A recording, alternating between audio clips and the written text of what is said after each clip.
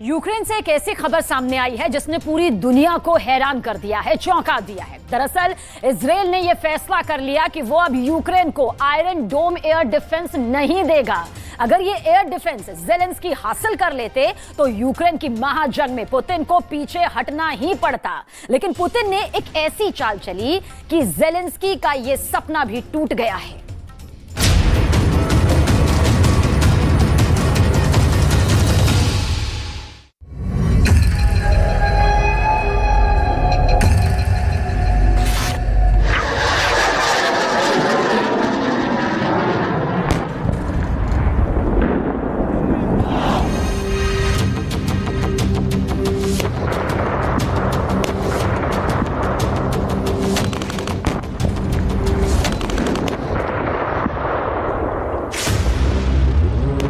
Putin की चाल को समझ पाना मुश्किल ही नहीं, नामुमकिन है।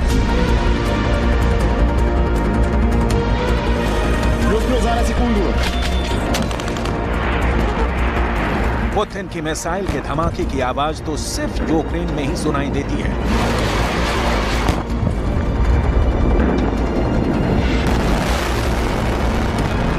लेकिन पुतिन जब प्रेस कॉन्फ्रेंस करते हैं और बयान देते हैं तो उनके बयानों की गूंज पूरी दुनिया को सुनाई देती है। पुतिन का दोस्त हो या फिर दुश्मन, हर कोई पुतिन की बात गौर से सुनता है। और इसीलिए पुतिन के हर बयान के बाद जंग में ज़ेलेंस्की की राह और मुश्किल हो जाती है। अब नई खबर ये आई है कि इजराइल ने भी ज़ेलेंस्की को बहुत बड़ा झटका दे दिया है। रूस इस वक्त ईरान का जिगरी दोस्त है और ईरान से इजराइल की कट्टर दुश्मनी है।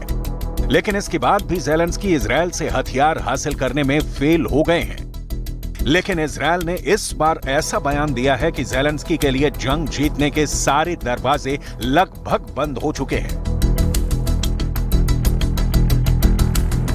आखिर क्या है इजराइल के प्रधानमंत्री बेंजामिन नेतन्याहू का अहम बयान?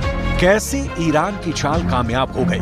सब कुछ हम आपको बताने वाले हैं। लेकिन सबसे पहले बात करते हैं पुतिन के उस बयान की जिसने ज़ेलेंस्की को चारों खाने चित कर दिया है। अभी 2 हफ्तों पहले ही पुतिन ने एक बयान दिया था। पुतिन ने रूस के एक आर्थिक सम्मेलन में यह कहा था कि ज़ेलेंस्की यहूदी नहीं है और वो यहूदी होने का सिर्फ दिखावा करते हैं। Ну, по технике, значит, каждый день происходит рост утраты этой техники. Где-то сейчас на сегодняшний день 186 танков потеряно украинской армии и 186, по-моему, да, 186 и 418 бронемашин различного класса. Ну, я уж сейчас не говорю про личный состав, это нужно, чтобы Министерство обороны само озвучивало. Но, повторяю, самое главное, что нет успехов ни на одном из направлений. उस वक्त जब पुतिन ने यह बयान दिया तो हर किसी को लगा कि आखिर पुतिन जैसा स्टेट्समैन किसी राजनेता के धर्म को लेकर ऐसा बयान क्यों दे रहा है। लेकिन अब जाकर ये राज खुला है कि ज़ेलेंस्की अपने यहूदी होने का फायदा उठाकर इजराइल के साथ रिश्तों को मजबूत कर रहे थे, क्योंकि इजराइल एक यहूदी बहुल देश है। और अब इजराइल के प्रधानमंत्री का ये अहम बयान आ गया है कि उन्होंने ज़ेलेंस्की को आयरन डोम जैसा दुनिया का सबसे बेहतरीन एयर डिफेंस देने से साफ साफ इनकार कर दिया है। यानी ज़ेलेंस्की का यहूदी यहूदी भाई भाई वाला फॉर्मूला पुतिन ने फेल कर दिया है।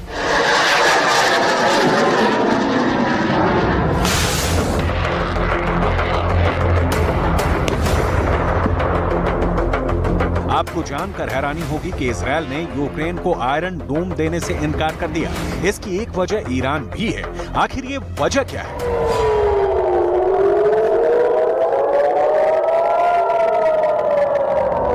आपको आगे बताएंगे, लेकिन पहले इजराइल के प्रधानमंत्री का अहम बयान जान लेते हैं। दरअसल बेंजामिन नेतन्याहू ने कहा है कि ये समझना महत्वपूर्ण है कि हम इस संभावना से भी चिंतित हैं कि ईरान हमारे ही हथियारों का उपयोग हमारे खिलाफ कर सकता है। इजराइल एक घनी आबादी वाला देश है और पिछले सालों में फिलिस्तीन से हुई लड़ाइयों में अगर इजराइल की ज्यादा जनहानि नहीं हुई है तो इसका पूरा श्रेय आयरन डोम की प्रणाली को जाता है। जिसने दुश्मन द्वारा हम पर लक्ष्य कर लॉन्च किए गए 95% मिसाइलों और रॉकेटों को सफलतापूर्वक रोक दिया है।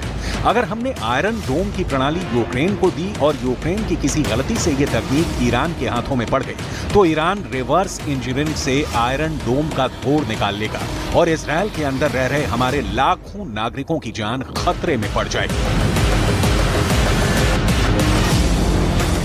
दरअसल बेंजामिन नेतन्याहू ये बात बहुत अच्छी तरह से जानते हैं कि ईरान रिवर्स इंजीनियरिंग करने में माहिर है। यहाँ ये भी समझना जरूरी है कि आखिर रिवर्स इंजीनियरिंग होती क्या है। दरअसल दुश्मन देश के हथियार के गुर्जों को खोलकर हथियार की टेक्नोलॉजी हासिल करके फिर दोबारा हूबहू वैसा ही हथियार बनाकर तैयार कर देना ही रिवर्स इंजीनियरिंग कहा जाता है।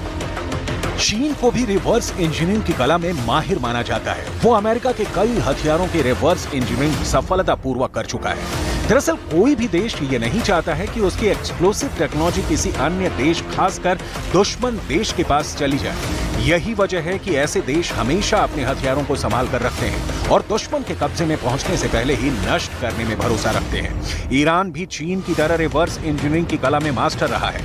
ऐसे कई हथियार हैं जो विदेशी हैं, लेकिन ईरान ने गलत तरीके से हासिल करके उसकी रिवर्स इंजीनियरिंग करके विदेशी टेक्नोलॉजी को हासिल कर लिया है। जैसे ईरान का ड्रोन शाहिद 136 रिवर्स इंजीनियरिंग से बना है।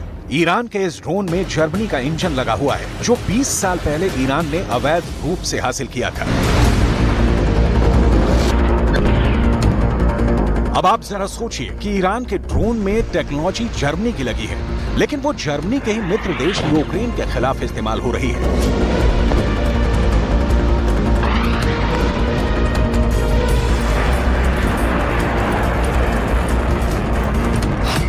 इस ईरानी ड्रोन से भी इजरायल को कितना बड़ा नुकसान पहुंचा है, ये आप इन आंकड़ों से समझ सकते हैं। ईरान ये दावा करता है कि उसके ड्रोन शाहिद 136 की रेंज 2500 किलोमीटर है और ईरान की राजधानी तेहरान की दूरी इजरायल से करीब 2000 किलोमीटर है। ईरान की एक हथियार कंपनी है जिसका नाम है IDI। इसे रक्षा उद्योग संगठन भी कहा जाता है।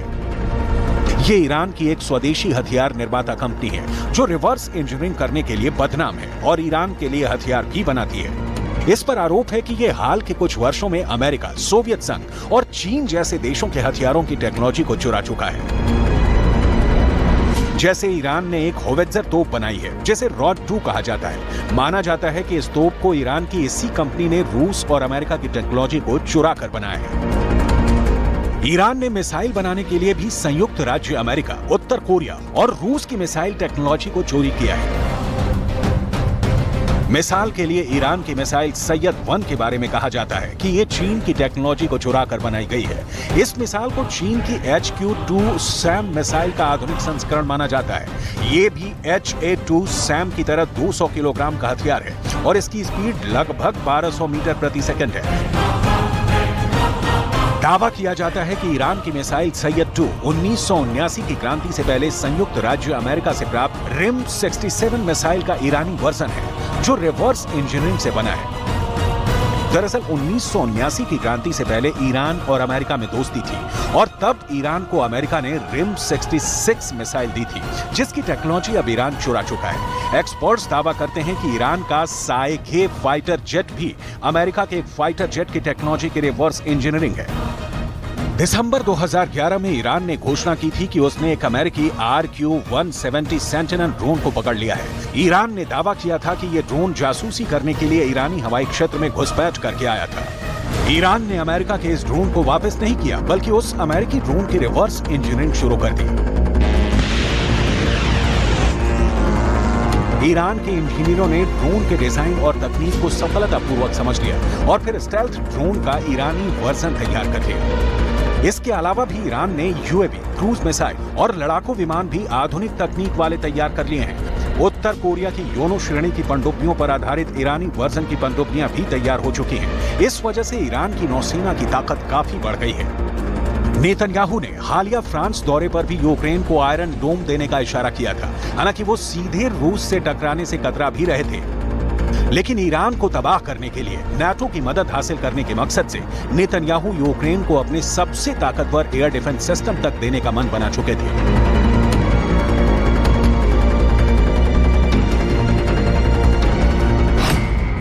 इजरायल का आयरन डोम एक मोबाइल एयर डिफेंस सिस्टम है। ये छोटी दूरी के रॉकेट, आर्टिलरी और यूएवी को इंटरसेप्ट कर सकता है। इसमें interceptor, launcher, combat management, control system और एक ELM मल्टी मिशन रेडार लगे हुए हैं। आयरन डोम 70 किलोमीटर के अंदर टारगेट को इंटरसेप्ट कर सकता है। इसका सक्सेस रेट 90% तक माना जाता है। इजरायल आयरन डोम को दुनिया का सबसे ताकतवर एयर डिफेंस सिस्टम मानता है। यही वजह है कि ज़ेलेंस्की इसके जरिए यूक्रेन को अभेद्य बनाना і тим гарантованіше буде захищеність європейської безпеки і свободи. ज़ेलेंस्की और बेंयामिन नेतन्याहू के रिश्ते भी पहले काफी बेहतर थे, लेकिन ज़ेलेंस्की इस बात से काफी नाराज हैं कि इजरायल उनको हथियार नहीं भेज रहा है। ज़ेलेंस्की आयरन डोम को इसलिए हासिल करना चाहते थे क्योंकि आयरन डोम का परफॉर्मेंस बहुत अच्छा है। साल 2022 अगस्त के महीने में फिलिस्तीन के आतंकी गुटों की तरफ से इजरायल पर 600 रॉकेट दागे गए थे। आयरन डोम ने फिलिस्तीन के 582 रॉकेट नष्ट कर दिए थे, लेकिन 18 रॉकेट इजरायल के इलाकों में गिरने में कामयाब रहे। यानी आयरन डोम इस बार 97% तक प्रभावी रहा।